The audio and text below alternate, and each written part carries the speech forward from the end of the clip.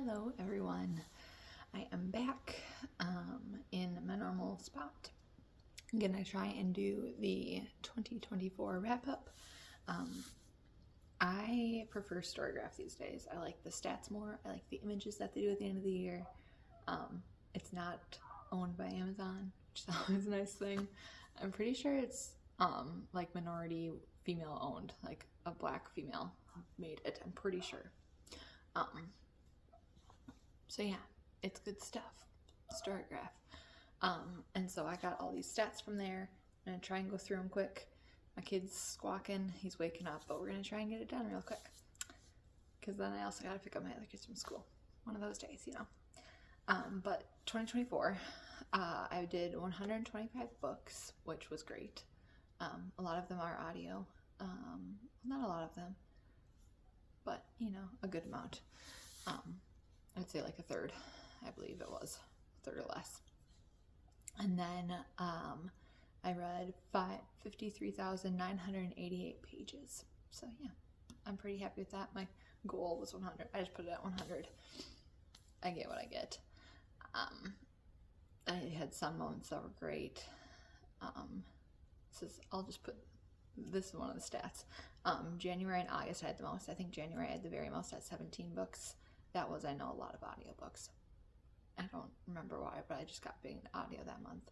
And then June and December were my least in those. I think I read like 3 books. That was right after I got pregnant, so I was like dead tired, not functioning. And then December, I was 9 months pregnant, so I was also not functioning. 2025 is gonna look rough for January. I think I read 2 books, but that's because I had a newborn and I also wasn't functioning. So we'll see if we get back into reading again. But my 5-star reads, I'll go through them. It looks like I had 1, 2, 3, 4, 5, 6, 9 maybe. So these were in most of my reading wrap-ups. I missed some months, obviously, last year, but we'll go through them. I'll try and put them up here somewhere. The first one was The Will of the Many by James Islington. I still love this one. I was hoping it would be out like at Christmas time, because it came out Christmas time 2023, so I was hoping it would be out 2024, but it wasn't. But it was still one of my favorite books of the year. It is Roman inspired. People give will, strength, powers, whatever you want to call it, to the people above them. It's a structured, like tiered society, caste society. 8th level feeds up to 7th, feeds up to 6th so far. There's only like 3 or 4 1s and 2s. Most people are 8s, some are 7s. 6 and 5 is really high. And it follows a orphan who you don't really know his backstory on to begin with, who is taken in by this, I think he's a 6th. He's taken in by, who's actually very high in society. But he's taken in by him and brought to this school. He's adopted by the 6th to be sponsored in this school, and the man, the 6th, wants him to kind of like solve a crime, investigate what happened to his brother while there. Yeah, it was good. It goes way deeper once you get into it, but I don't want to spoil anything. So yeah, I highly recommend. It's got a cool magic system. It's not really magic, it's like powers, but it's like will. It's kind of like dystopian, I'd say, but adult, not YA dystopian. Next was Crescent City. I gave 5 stars to 1 and 3, but 3 came out. Yeah, hate it or you love it. I love it. Sarah J. Maas is the best, in my opinion. If you haven't heard about it, you know, it's Crescent City is what's it called, like nowadays, like they have technology, and there's angels there and other mermaids and werewolves and all these people that coexist, and it's like a big whole interwoven thing, and you know about it. Next was Solito, which was a memoir about a boy who ran away, who escaped to America when he was, I think, 10. His parents were already here. And then they tried to smuggle him in, and it kept going wrong, and he was all by himself. His grandpa dropped him off. But then he was all by himself getting across the border, and it was quite the story. He went through a lot. It's interesting to see that perspective. So yeah, I listened to the audiobook and it was good. Another 5-star. So there's 3 of them that were kind of similar feel to me, like the female rage feel. The Djinn Waits 100 Years, The Wings Upon Her Back, and Blood Over Bright Haven. Djinn Waits 100 Years was definitely depressing. It looks at this group of like downtrodden people who all live in this house together that it used to be a mansion, and it used to be like one family that lived there, and now it's like tenements with all these different people. And the Djinn is like the spirit of this woman who was wrong long ago, and it's like kind of magical realism, how you don't really know if it's real or not the whole time, but the Djinn is kind of telling the story, and it just goes into the lives of all the people there, and they all have sad lives, but they all kind of find friendship and found family with each other. But it was really good. Not uplifting, but still really good. Next, The Wings Upon Her Back is definitely female rage. It's like shows abusive relationships and how far you'll go for your beliefs, and if your beliefs are righteous or not. It was great. That one is probably actually my favorite book of the year.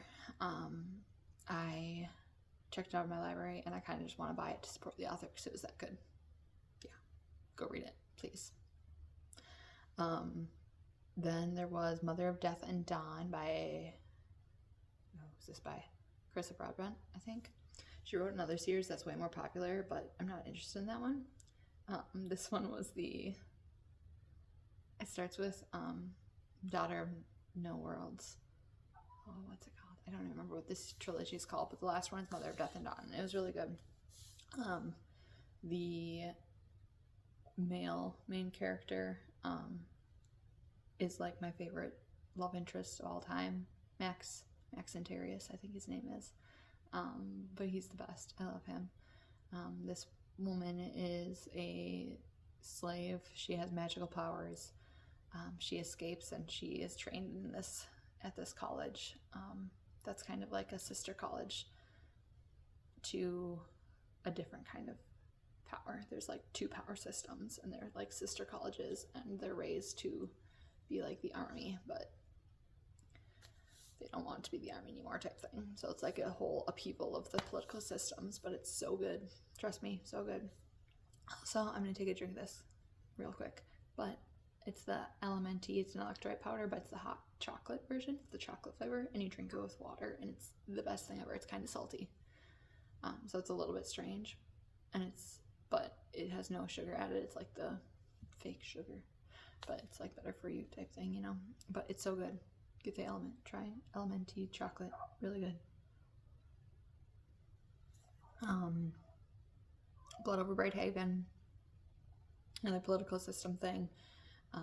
Some people have magical powers. The very best ones get into a college,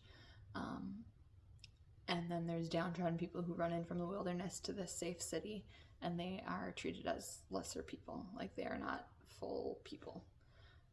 They have less rights, and they are given the worst jobs in society and stuff, just because they run in from the sticks, the rural outside the city limits. But the main character kind of befriends one of the lower class people, and she has to face the way that she treats people and the way that she was raised and taught and thought and all that stuff. It was written by M.L. Wang. She wrote The Sword of Kaigan as well, and she's like one of my favorite authors. I ordered the special broken binding copy of Blood Over Bright Haven as well. I think there might be some extras. I could put the link on here if there's any leftovers. They're shipping it out like this week or next week or something like that, so I'm excited to get it. But yeah, that one was also good. The Women I listened to because I was recommended that it was a good audiobook, and it was good. This one is so depressing. I cried multiple times during it. It's poignant. It talks about females, female nurses during Vietnam War, I believe it was. And, you know, like, the soldiers came back and weren't, like, they weren't received well in society because everybody thought that they shouldn't have been in this war in the first place. So they weren't received well. But the women who went over and were nurses didn't see direct combat, but they saw all of the terrible things, the soldiers who were brutalized and tortured, and the blown apart kids and the villagers that they saw. They saw all the horrors of war, but they weren't recognized as being at war, and so none of the helping things from the VA, they weren't entitled to any of those. And so the main character really struggled. She struggled in her personal life, her like working life, because she couldn't get a hold of things. It follows a lot longer than I thought it was. I thought it would be just the war, but it actually follows her life a lot further, and when she gets home and how that affected her. Her family didn't acknowledge the fact that she went over there and served. It was just sad, but it was great. It was sad though. And then finally, Kingdom of Ash, I re-listened to on audio because I kept hearing the little blips of that recording on Instagram. You know what it's the one where all of the big stuff happens in the last book, and so I bought it on Audible and I listened to it, and it was just as great the second or third or whatever time around. Love the audio version. It's worth getting the Audible credit just to listen to it. So good. Do it if you are a Mass fan. But yeah, that's my last 5-star read. My biggest genres were fantasy, and then romance, historical, young adult, and LGBTQ plus were the top 5. And then the little mood, I'll put the mood graph up here. But I saw other people's, like, some of them go up for months. Mine's like pretty basic on the bottom. I'll see if I can find one. I like it. Somebody else is online to show you what it's supposed to look like, how it's supposed to go up. But it's like you're supposed to go up when you read happier books and down when you do darker books. But mine's just like all dark mood. It's pretty at the bottom, yellow, meh. But that's what I read. I just do. I like the poignant, dark, not happy ones. I don't know. Whatever. So yeah, that is my 2024 reading wrap up, all my favorites and how I did. So yeah, see you next time, guys. Bye.